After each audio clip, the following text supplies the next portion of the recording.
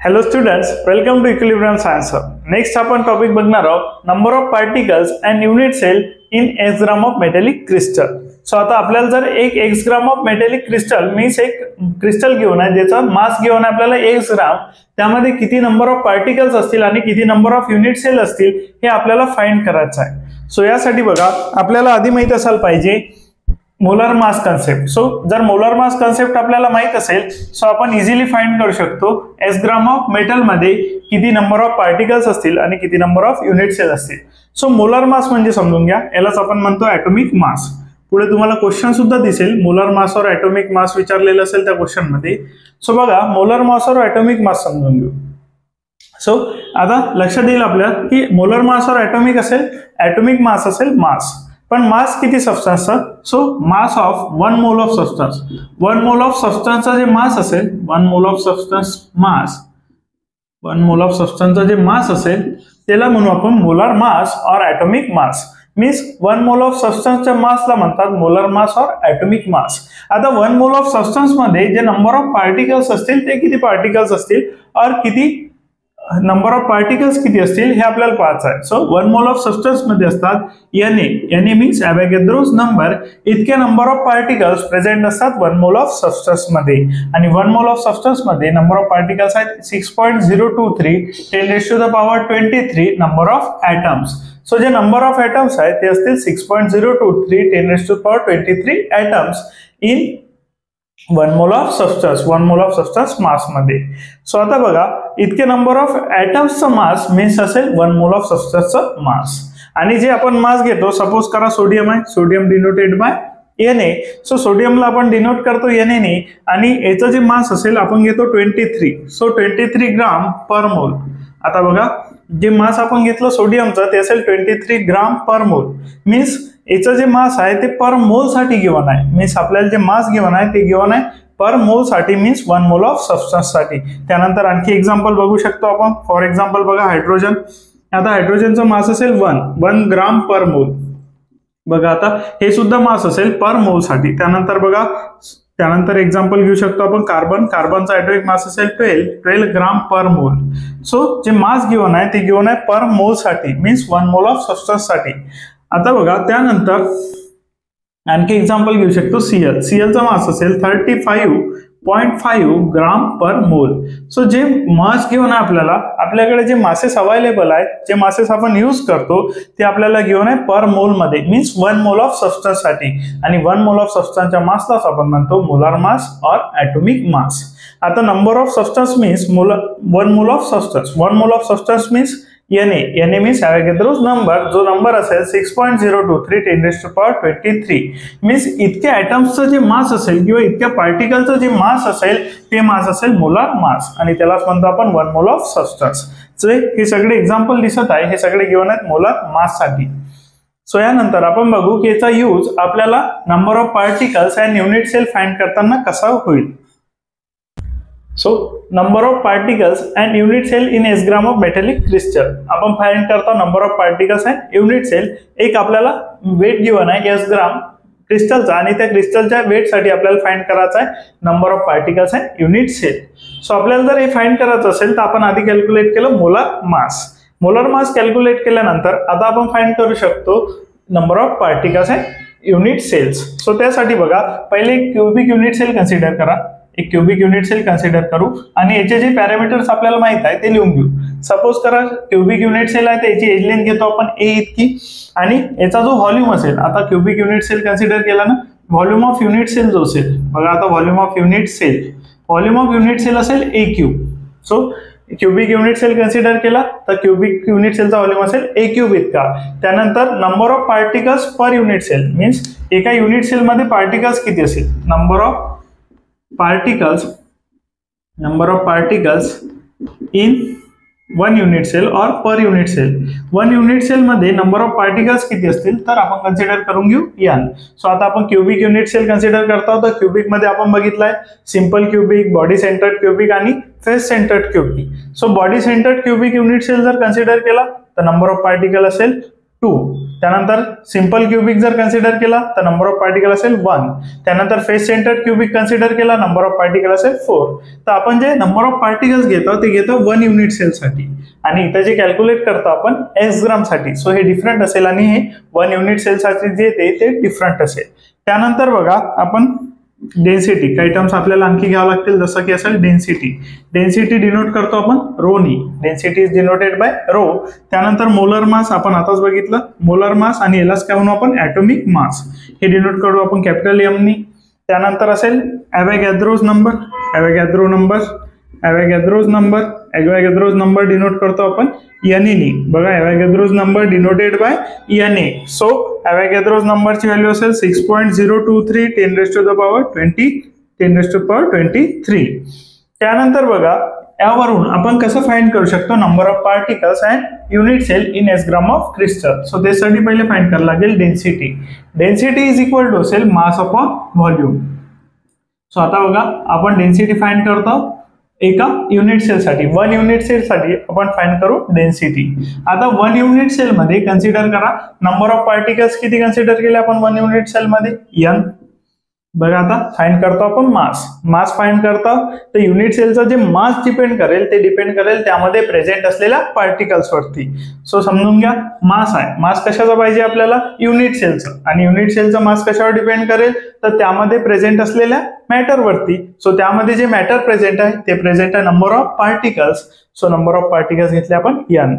त्यानंतर n particles असेल आणि प्रत्येक पार्टिकलला काय असेल मास. तर प्रत्येक पार्टिकलचा मास जे कन्सिडर करू आपण m. सो फॉर्म्युला होऊन जाईल m into n upon volume. आता व्हॉल्यूम बघा क्युबिक युनिट सेल कन्सिडर केला तर व्हॉल्यूम असेल a क्यूब. सो m असेल मास ऑफ 1 पार्टिकल आणि n असेल नंबर ऑफ पार्टिकल्स. असं येऊन जाईल आपल्याकडे डेन्सिटी. सो आता आपल्याकडे डेन्सिटी तर आली आहे m into n upon a cube. पण यावरून आपण नंबर ऑफ पार्टिकल्स कसे फाइंड करू तर सुरुवातीला बघा n काय नंबर ऑफ पार्टिकल्स आणि m काय तर मास ऑफ 1 ॲटम. बघा मास ऑफ 1 पार्टिकल. n असेल नंबर ऑफ पार्टिकल्स आणि m काय असेल मास ऑफ 1 पार्टिकल. पण 1 पार्टिकलचं मास आपण फाइंड करू शकत नाही हे आपण आधीच बघितलं मोलार मास मध्ये. जेव्हाही आपल्याला एखाद्या क्रिस्टलचा मास फाइंड करायचा असेल एका सबस्टन्सचा मास फाइंड करायचा असेल तर आपण फाइंड करतो त्याचं मोलार मास. ठीक आहे. मास ऑफ 1 ॲटम आपण घेत नाही आपण घेतो मोलार मास. त्या सबस्टन्सचा आपण घेतो मोलार मास. आपण मास ऑफ 1 ॲटम घेत नाही. फाइंड करू शकतो पण आपण घेत नाही. सो मोलार मास मध्ये घेतो. मोलार मास किती सबस्टन्सचा मास असेल तर Na. मोलार मास किती सबस्टन्सचा मास असेल तर Na इतक्या. बरोबर. सो आता मोलार मास जे आहे ते Na इतक्या पार्टिकलचा मास आहे आणि आपल्याला कॅल्क्युलेट करायचा आहे 1 ॲटम साठी. सो 1 ॲटम साठी जर कॅल्क्युलेट करायचं असेल तर मोलार मासला डिवाइड करावं लागेल नंबर ऑफ ॲटम्सनी. जितक्या नंबर ऑफ ॲटम्सचा ते मास आहे तितक्या नंबर ऑफ ॲटम्सनी मोलार मासला डिवाइड केलं तेव्हाच आपल्याला मिळेल mass of 1 atom. Means 1 particle म्हणू शकता 1 ॲटम म्हणू शकता किंवा 1 सबस्टन्स म्हटलं तरी चालेल. सो 1 पार्टिकल हेच असेल m.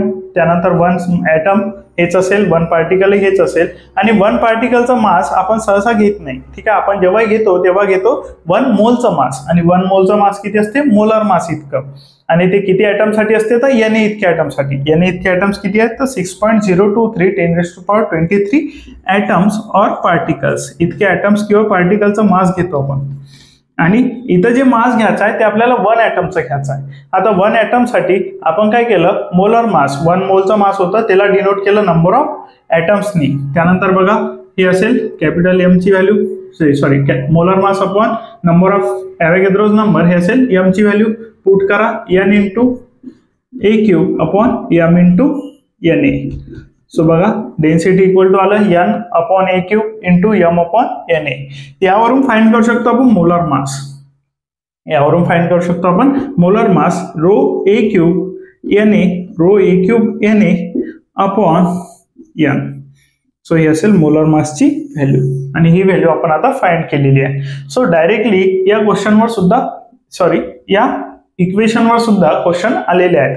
डायरेक्टली विचारलाय तुम्हाला मोलार मास किती असेल जेव्हा डेन्सिटी गिवन असेल त्यानंतर गिवन असेल एज लेंथ किंवा व्हॉल्यूम आणि नंबर ऑफ पार्टिकल्स किंवा simple cubic body centre cubic किंवा फेस सेंटर क्युबिक असं सुद्धा गिवन असू शकते आणि त्यावरून तुम्हाला फाइंड करायला लावू शकतात मोलार मास. यावर या इक्वेशनवर डिपेंड क्वेश्चन्स आपण बघणारच आहे. सो बघून घ्या इक्वेशन.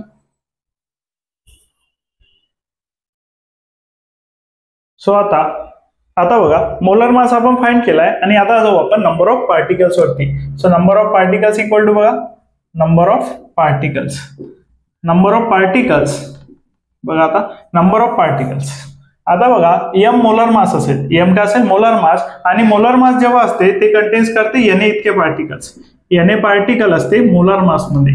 बघा आता जेव्हा आपण मोलर मास घेतो, मोलर मास इक्वल टू असते एन पार्टिकल्स. मी जर एका सबस्टन्सचा मोलर मास घेतला तर त्यामध्ये एन पार्टिकल्स प्रेझेंट आहे आणि आपल्याला पाहिजे S gram of metal. Means आपल्याला एस ग्राम ऑफ मेटल साठी काय पाहिजे, किती नंबर ऑफ पार्टिकल्स असेल असं क्वेश्चन मार्क आहे. सो बघा आता 3 व्हॅल्यूज नोन आहे. एस ग्राम ऑफ मेटल म्हणजे व्हॅल्यू आपल्याला गिव्हन असेल 20 ग्राम, 10 ग्राम, 15 ग्राम असं. त्यानंतर एन ची व्हॅल्यू आपल्याला माहित आहे, मोलर मासची व्हॅल्यू गिव्हन असेल. मीन्स 3 व्हॅल्यूज नोन आहे आणि 1 व्हॅल्यू आहे आपल्यासाठी अननोन. ते आपण फाइंड करू शकतो क्रॉस मल्टिप्लिकेशन करून. बघा क्रॉस मल्टिप्लिकेशन करून फाइंड करू शकतो. क्वेश्चन मार्कच्या जागी घेऊन घेऊ आपण. समजून घ्या नंबर ऑफ पार्टिकल्स घेतले आपण कॅपिटल एक्स इतके. तो capital X into m equals to n into x. त्यानंतर बघा नंबर ऑफ पार्टिकल्सला आपण कॅपिटल एक्स घेतलाय तर n into x upon m इतके नंबर ऑफ असेल पार्टिकल्स. बघा इथे लिहू शकतो आपण number of particles. Number of particles किती असेल, नंबर ऑफ पार्टिकल्स असेल बघा आता नंबर ऑफ पार्टिकल्स असेल n into x upon m. त्यानंतर बघा मोलर मासची व्हॅल्यू आपण आताच फाइंड केली आहे. Molar mass equal to rho A cube upon N A, rho A cube N A upon N. So molar मासची व्हॅल्यू आपण पुट करू शकतो इक्वेशन नंबर 1 मध्ये. सो इक्वेशन नंबर 1 मध्ये पुट केल्यानंतर बघा इकडे बघून घेऊ आपण मोलर मासची व्हॅल्यू पुट कराय इक्वेशन मध्ये नंबर ऑफ पार्टिकल्सच्या. सो लिहू आपण number of particles. Number of particles is equal to असेल बघून घ्या n a x upon m. So n x upon m. आता बघा एम ची व्हॅल्यू काय असेल, एम ची व्हॅल्यू असेल एन एक्स. एम ची व्हॅल्यू बघा इथून घेऊ शकतो आपण रो ए क्यूब. बघा rho A cube N A upon N. So बघा आता N A get cancel, N A cancel होऊन जाईल. बघा एन ए न्यूमरेटरला एन ए डिनॉमिनेटरला कॅन्सल होऊन जाईल. इथे बघा डिनॉमिनेटरचा डिनॉमिनेटर आहे सो हा चालला जाईल न्यूमरेटर मध्ये, होऊन जाईल x n upon rho A cube. So number of particles present असेल एक्स एन अपॉन रो ए क्यूब. आता इथे किती ग्राम ऑफ मेटल साठी फाइंड करायचं आहे ते गिवन असेल. नंबर ऑफ पार्टिकल साठी गिवन असेल simple cubic, body centred cubic और फेस सेंटर्ड क्यूबिक. रो साठी गिवन असेल डेन्सिटी आणि ए क्यूब एक तर एज लेंथ गिवन असेल. बघा ए ची व्हॅल्यू एक तर एज लेंथ मध्ये गिवन असेल किंवा गिवन असेल इन टर्म्स ऑफ व्हॉल्यूम आणि त्यावरून फाइंड करू शकता तुम्ही नंबर ऑफ पार्टिकल्स. बघून घ्या इतकं बघितल्यानंतर आपण गेलो इकडे नंबर ऑफ पार्टिकल्स फाइंड करायसाठी. बघून घ्या. सो नेक्स्ट बघा नेक्स्ट कॅल्क्युलेट करायचा नंबर ऑफ युनिट सेल. आता आपण कॅल्क्युलेट केलं नंबर ऑफ पार्टिकल्स, आता आपण कॅल्क्युलेट करू number of unit cell. So सुरुवातीला जेव्हा आपण बघितलं एन इक्वल टू बघा एन असेल number of particles in 1 unit cell. बघा एन असेल number of particles in 1 unit cell. 1 unit cell मध्ये पार्टिकल किंवा असेल आपल्याला n d. So n equal to किती पार्टिकल्स आहे 1 युनिट सेलचे, एन पार्टिकल्स 1 युनिट सेलचे. सो आता जर बघितलं आपण तर आपल्याला पार्टिकल्स मिळाले x n upon rho e cube. जर आपण याच्या आधीचं इक्वेशन बघितलं इथे लिहिलंही होतं आपण number of particles equal to x n upon rho e cube. So x n upon rho e cube हे असेल number of particles in S gram of metal आणि युनिट सेल आपल्याला काय करायचे क्वेश्चन मार्क. पुन्हा बघा आपल्याला काय पाहिजे number of unit cells in S gram of metal. So बघा आता N equal to number of particle in 1 unit cell असेल. सो 1 युनिट सेल मध्ये किती पार्टिकल्स आहे N. So number of unit cells 1 unit cell मध्ये किती particles आहे N. So number of unit cell in S gram मध्ये किती unit cell असेल त्यासाठी आपल्याला पार्टिकल्स माहित आहे x n upon rho e cube. इतके युनिट सेल मध्ये पार्टिकल असेल x n upon rho e cube. So पुन्हा क्रॉस मल्टिप्लिकेशन करा.